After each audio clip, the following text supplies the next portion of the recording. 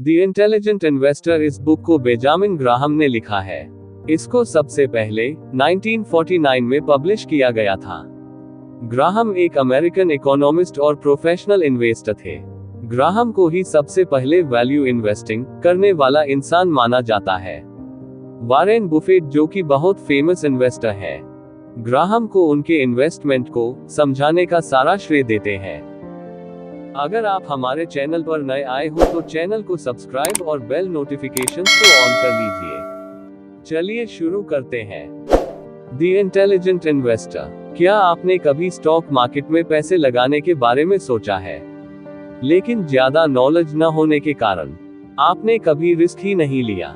लेकिन अगर आपसे कहा जाए कि इन्वेस्टमेंट की नॉलेज के बगैर भी आप अपने पैसे को इन्वेस्ट कर सकते हैं, इसके साथ ही बहुत सारे पैसे भी कमा सकते हैं, तो इन्वेस्टमेंट की सारी स्ट्रैटेजी को जानने के लिए आपको इस बुक को अवश्य ही पढ़ना होगा।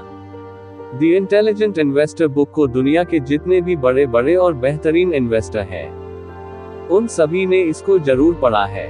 वॉरेन बुफेट ने तो यहाँ तक कह दिया कि उनकी जितनी भी सक्सेस है, उस सारी सक्सेस का क्रेडिट इस बुक को देना चाहते हैं। इसको इन्वेस्टिंग की दुनिया में बाइबल ऑफ इन्वेस्टिंग भी कहा जाता है, यानी यह एक तरह का इन्वेस्टिंग से संबंधित महान ग्रंथ भी है। इससे आपको पता चलेगा कि बहुत कम मेहनत और क्षमता के साथ भी एक बेहतरीन रिजल्ट पाया जा सकता है। एक सक्सेसफुल इन्वेस्टिंग के लिए आपको किसी फैंसी डिग्री, हाई आईक्यू या लक की जरूरत नहीं है। आपको बस इन्वेस्टिंग की बेसिक नॉलेज, एक इन्वेस्टमेंट स्ट्रैटेजी और अपने इमोशंस को कंट्रोल करना आना चाहिए। अगर आप यह चीज करते हो तो आप इजीली स्टॉक मार्केट से बहुत अच्छा प्रॉफिट कमा सकते हो। ये बुक सुने करने में थोड़ी बोरिंग है, लेकिन इसके हर एक पेज पर टाइमलेस इन्वेस्टिंग विजडम है। इसी प्रकार जाने पैसे को कैसे आकर्षित करें। हमेशा अधिकतर लोग समझते हैं कि कोई भी चीज खरीद लो, फिर उसे 2 साल, 5 साल या 10 साल तक रखे रहो, तो वो इन्वेस्टिंग होती है, जबकि यह इन्वेस्टिंग बिल्कुल नहीं होती। ग्राहम ने सजेस्ट किया है, इन्वेस्टिंग में 3 चीजों का होना बहुत जरूरी होता है। अगर ये 3 चीजें नहीं है, तो आप इन्वेस्टिंग नहीं बल्कि गैम्बलिंग कर रहे हो। ये 3 चीजें इस प्रकार हैं। Thorough analysis. आप किसी भी चीज में इन्वेस्ट कर रहे हैं तो उसके पीछे कुछ कारण होने चाहिए। आपकी एक डीपर एनालिसिस होनी चाहिए। वो एनालिसिस करे बगैर आप कुछ भी कर रहे हैं तो वो इन्वेस्टिंग नहीं है। Safety of principle. जो पैसा आप लगा रहे हैं वह पैसा सुरक्षित होना चाहिए। ऐसी बात उस इन्वेस्टिंग प्रोसेस में होनी चाहिए। जहां तक प्राइस तो रोज ही फ्लक्चुएट होता है, लेकिन साल या 6 महीने को देखें तो आपका लॉस नहीं होना चाहिए। मतलब आप जो पैसा लगा रहे हैं वह सेफ होना चाहिए। Adequate return. आपको इन्वेस्ट किए गए अमाउंट पर सफिशिएंट रिटर्न भी मिलना चाहिए। Difficult return. थंबनेल रूल के हिसाब से वो होता है जो आपको फिक्स एसेट से मिल सकता है, उससे 5% ज्यादा होना चाहिए। जैसे कि अगर आपको एफडी के ऊपर 7% का रिटर्न मिल रहा है, तो अगर आप इक्विटी में इन्वेस्ट कर रहे हैं तो उस पर 12% का रिटर्न मिलना चाहिए। अगर ये 3 चीजें आपके इन्वेस्टमेंट में शामिल हैं, तो इसे ही सही इन्वेस्टिंग कहा जा सकता है। अगर ये तीनों चीजें नहीं हैं, तो उसे स्पेक्यूलेशन या गैम्बलिंग बोला जाता है, जिसमें आप तुक्का मार रहे हैं कि मैंने इस कंपनी का शेयर ले लिया, शायद यह शेयर चल जाए। Concept of mister market. Benjamin Graham का कहना है, बाजार जो आपको रोज शेयर के भाव पेश करता है कि आज यह चीज 100 रुपीज में ले लो, तो कभी बोलता है 110 में ले लो, तो कभी 50 में ले लो। इसको उन्होंने मिस्टर मार्केट वाली टर्मिनोलॉजी से शो किया है। वह कहते हैं कि मिस्टर मार्केट रोज आपके सामने किसी कंपनी का शेयर किसी खास भाव पर आपके सामने रखता है। वह कहते हैं कि मिस्टर मार्केट अधिकतर समय सही होता है, यानी 60% से 70% किसी कंपनी का भाव सही होता है, लेकिन कभी कभी वह इमोशनल प्रॉब्लम में पड़ जाता है। इसी के कारण वह कभी बहुत सस्ता प्राइस कोट करता है या फिर कभी बहुत महंगा प्राइस कोट करता है।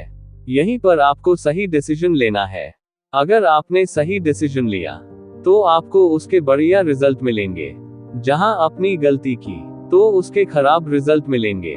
ग्राहम का सजेशन है कि जब मिस्टर मार्केट बहुत पेसिमिस्टिक हो तो आपको खरीदना चाहिए, जब मिस्टर मार्केट बहुत ऑप्टिमिस्टिक हो तो आपको नहीं खरीदना चाहिए, तब आप बेचिए। यानी जब मार्केट में बहुत ज्यादा गिरावट हो तो आपको खरीदना चाहिए, वही जब मार्केट में बहुत ज्यादा तेजी हो तो आपको बेचना चाहिए। Margin of safety. Margin of safety ने इन्वेस्टर्स की जिंदगी बदल दी। इन्वेस्टिंग को एक प्रोफेशनल रूप इसी कॉन्सेप्ट ने दिया। हम में से सभी लोग अपनी एनालिसिस में कुछ न कुछ गलती कर सकते हैं। हो सकता हमारा एनालिसिस सही हो, लेकिन इकोनॉमिक एनवायरनमेंट बदल जाए, जिसकी वजह से हमें लॉस सकता है। कई रीजन हो सकते हैं जिसके कारण आप जो उम्मीद कर रहे हैं वह सही न हो। इसलिए जरूरी है कि आप पहले से ही सेफ्टी लेकर चले। जैसे मान लेते हैं आप एक इंजीनियर हैं, आपको एक ब्रिज बनाने का काम दिया गया है जिसकी 10,000 पाउंड की कैपेसिटी हो, तो क्या आप 10,000 पाउंड वाली कैपेसिटी वाला ही पुल बनाएंगे? अगर आपने एग्जैक्टली 10,000 पाउंड का ही पुल बना दिया, फिर अगर उस पर 11,000 पाउंड वाला ट्रक निकला तो ब्रिज टूट जाएगा, फिर आपके लिए प्रॉब्लम हो जाएगी। तो हमें मार्जिन ऑफ सेफ्टी लेकर चलनी चाहिए। इसलिए हमें 12,000 पाउंड की कैपेसिटी का ब्रिज बनाना चाहिए ताकि आपको सेफ्टी मिल जाए। यही सेफ्टी आपको इन्वेस्ट करते समय भी मिलनी चाहिए। वह तब मिलेगी जब आप किसी भी कंपनी का शेयर उसके फेयर प्राइस से नीचे खरीदें। अगर उसका फेयर प्राइस 100 रुपीज बनता है तो आपको उसे 70, 80 या 60 में खरीदना चाहिए। जब आप उसे नीचे के भाव पर खरीद रहे हैं, यानी 100 की चीज को 70 में खरीद रहे हैं, तो जो आपकी तरफ से एनालिसिस में गलती हो सकती है वह यहाँ पर डिस्काउंट हो जाएगी। कंपनी का थोड़ा बहुत बिजनेस जो खराब हो सकता है वो आपको सेफ्टी दे देगा, या ओवरऑल बिजनेस एनवायरनमेंट खराब हो जाए तो यहाँ आपको सेफ्टी मिल जाएगी। इसलिए हमेशा मार्जिन ऑफ सेफ्टी का ध्यान रखना चाहिए। Types of investors. Benjamin Graham ने इन्वेस्टर्स के कुछ टाइप बताए हैं जो इस प्रकार है। डिफेंसिव इन्वेस्टर, यह ऐसे इन्वेस्टर होते हैं जिन्हें लॉस से डर लगता है, जो टाइम नहीं देना चाहते, जो रिसर्च नहीं करना चाहते, इसके साथ ही जो ज्यादा रिस्क नहीं लेना चाहते। ऐसे इन्वेस्टर को ही डिफेंसिव इन्वेस्टर्स कहते हैं। यह इन्वेस्टर्स ऑटोपायलट टाइप के नेचर के होते हैं। वह ऐसा पोर्टफोलियो बनाना चाहते हैं जिसमें वह ऐसे शेयर को रख दे जिसमें ज्यादा सोचने विचारने की जरूरत न पड़े, रेगुलेट ट्रैक करने की जरूरत न पड़े। ऐसी कंपनियों में निवेश करना चाहता है। यह इन्वेस्टर्स ज्यादा इमोशनल होते हैं। यह फेयर, ग्रीड जैसी चीजों से ज्यादा डरते हैं। इन्हें एवरेज रिटर्न ही प्राप्त होते हैं। एंटरप्राइजिंग इन्वेस्टर, ये वह इन्वेस्टर होते हैं जो रिस्क लेना चाहते हैं, जो मेहनत करना चाहते हैं, जो रिसर्च के लिए टाइम दे सकते हैं। ऐसे इन्वेस्टर्स को खुद पर काफी भरोसा होता है। उसे लगता है कि वह अच्छी रिसर्च कर रहा है, वह खुद पर कॉन्फिडेंट रहता है। ग्राहम कहते हैं, अगर लॉन्ग टर्म की बात करें तो ऐसे इन्वेस्टर्स ज्यादा रिटर्न बनाते हैं। वही यह इन्वेस्टर्स डिफेंसिव इन्वेस्टर्स की तरह का पोर्टफोलियो पसंद नहीं करते। यह इन्वेस्टर्स डिसीजन मेकिंग पोर्टफोलियो को पसंद करते हैं। यह इन्वेस्टर्स इमोशनल नहीं होते, बल्कि इंटेलेक्चुअल होते हैं। यह नॉलेज और इंटेलिजेंस पर भरोसा रखते हैं। इनमें पेशेंस होता है। इन इन्वेस्टर्स को एवरेज से ज्यादा रिटर्न मिलते हैं।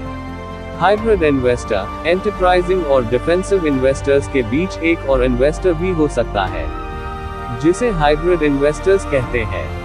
ये वह लोग होते हैं जो डिफेंसिव के साथ एंटरप्राइजिंग भी होते हैं। ये दरअसल उस कैटेगरी के लोग होते हैं जो रिसर्च में टाइम खर्च करना नहीं चाहते हैं, या फिर इनको रिसर्च करने की नॉलेज ही नहीं होती।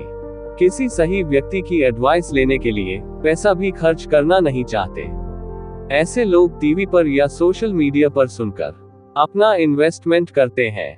ऐसे लोगों को हमेशा बिलो एवरेज रिटर्न मिलता है। ज्यादातर समय वह लॉस में ही रहते हैं। ग्राहम सजेशंस देते हैं कि आप हाइब्रिड इन्वेस्टर कभी न बने हैं। या तो आप प्रॉपर रिसर्च कीजिए, या नहीं कर सकते तो डिफेंसिव इन्वेस्टर्स की स्ट्रैटेजी को फॉलो कीजिए। 5 strategies to maximize returns. Graham ने यहाँ पर इन्वेस्टमेंट की 5 स्ट्रैटेजीज दी है, जिन्हें आप अपने नेचर के हिसाब से फॉलो कर सकते हैं। इसे फॉलो करके आप अच्छे रिटर्न भी हासिल कर सकते हैं। First strategy for defensive investor. Defensive investors को यहाँ मिनिमम एफर्ट की जरूरत होती है। न तो यहाँ पर कोई रिसर्च करनी है, न ज्यादा दिमाग लगाना है, न ज्यादा टाइम खर्च करना है। यहाँ पर आप केवल इंडेक्स फंड में इन्वेस्ट कर दीजिए। इंडेक्स फंड से मतलब है कि आप निफ्टी बेस्ड या बैंक बेस्ड फंड ले सकते हैं। यहाँ पर आपको रिटर्न भी एवरेज के करीब ही मिलेंगे, या यूं कहें तो जैसा इंडेक्स चलेगा वैसे ही आपको रिटर्न मिलेंगे। यह मिनिमम एफर्ट वाली स्ट्रैटेजी है। यहाँ आपको मेहनत बिल्कुल भी नहीं करनी, बस आपको इंडेक्स फंड में इन्वेस्ट कर देना है। Second strategy. इस स्ट्रैटेजी में आपको थोड़ी मेहनत करनी है। ये भी डिफेंसिव इन्वेस्टर्स के लिए ही है। इसमें ग्राहम कहते हैं कि आप ऐसी कंपनी में इन्वेस्ट कीजिए जिसका कम से कम रेवेन्यूज $500 मिलियन का हो। अगर इससे कम रेवेन्यू है तो इन्वेस्ट मत करिए। उस कंपनी के पास करंट लायबिलिटीज के 2 गुने करंट एसेट्स होने चाहिए। उस कंपनी की लॉन्ग टर्म बोरोइंग उसके नेट करंट एसेट्स से कम होनी चाहिए। वह कंपनी पिछले 10 साल से लगातार प्रॉफिटेबल होनी चाहिए। ऐसा न हो कि वह बीच के एक आधा साल लॉस में रही हो। वह कंपनी पिछले 10 साल से लगातार डिविडेंड पे कर रही हो। इस कंपनी को आपको ऐसे देखना चाहिए। इसके साथ ही वह कंपनी ऐसी होनी चाहिए जो अपना मिनिमम एज 10 साल के आधार पर 1/3 बढ़ा लेती हो, यानी 10 साल के अंदर 33 to 35% की ग्रोथ दे देती हो। ऐसी कंपनियों में भी आप इन्वेस्ट कीजिए, तो ज्यादा से ज्यादा 15 टाइम्स ऑफ अर्निंग के ऊपर मत करिए, या वह अपनी बुक वैल्यू के 1.5 टाइम्स के नीचे चल रही हो, तभी इन्वेस्ट कीजिए। इस स्ट्रैटेजी का जब आप पोर्टफोलियो बनाएं, तो आपको मिनिमम 10 और मैक्सिमम 30 स्टॉक्स रखना चाहिए। इसी प्रकार जाने limitless by Jim Kwik book summary. अब आपकी ब्रेन पावर अनलिमिटेड होगी। Third strategy. ये स्ट्रैटेजी उन्होंने एंटरप्राइजिंग इन्वेस्टर्स के लिए बनाई है। यहाँ पर रिस्क थोड़ा ज्यादा होता है, इसके साथ रिसर्च वर्क भी ज्यादा होता है।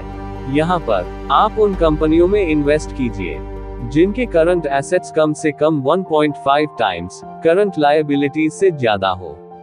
इन कंपनियों का करंट डेट करंट एसेट्स से 1.1 टाइम से ज्यादा नहीं होना चाहिए, यानी 110% से ज्यादा उसके ऊपर कर्जा नहीं होना चाहिए अपने करंट एसेट्स के मुकाबले।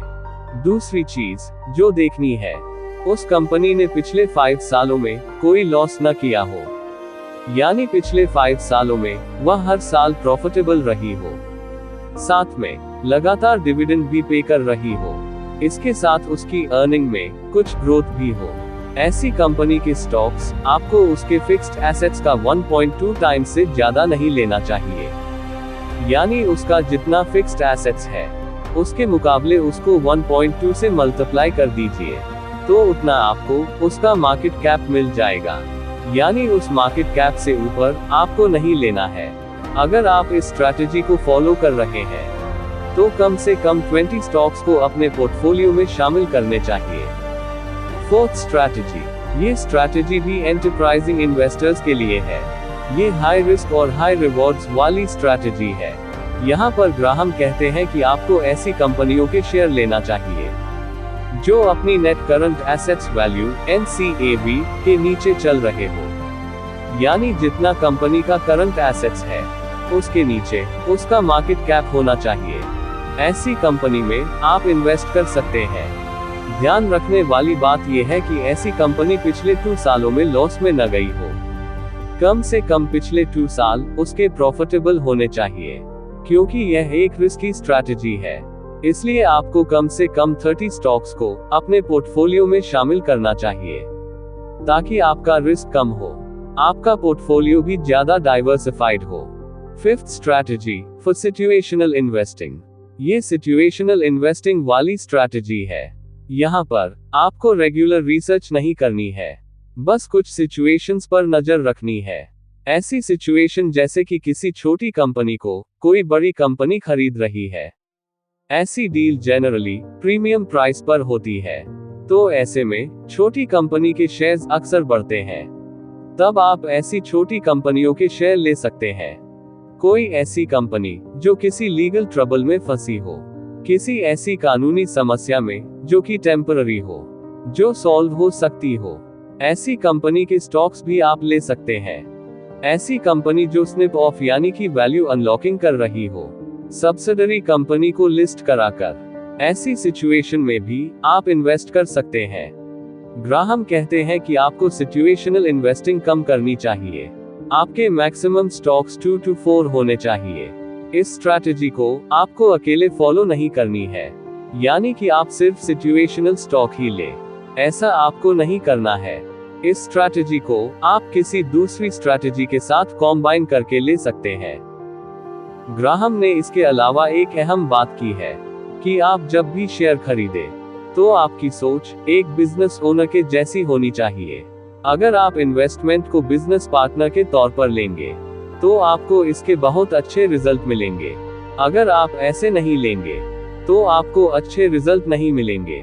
इसलिए आप इन्वेस्टिंग को एक बिजनेस के तौर पर लीजिए। आपका बहुमूल्य समय देने के लिए धन्यवाद। अगर आपको ये वीडियो अच्छा लगा हो तो हमारे इस YouTube चैनल रिच वाणी को सब्सक्राइब करिए, वीडियो को लाइक करिए और अपने परिवार मित्रों के साथ जरूर शेयर करिए। भविष्य में आप और किस टॉपिक पर वीडियो देखना सुनना चाहते हैं उसके लिए कमेंट करिए। मिलते हैं नेक्स्ट वीडियो में। Thank you.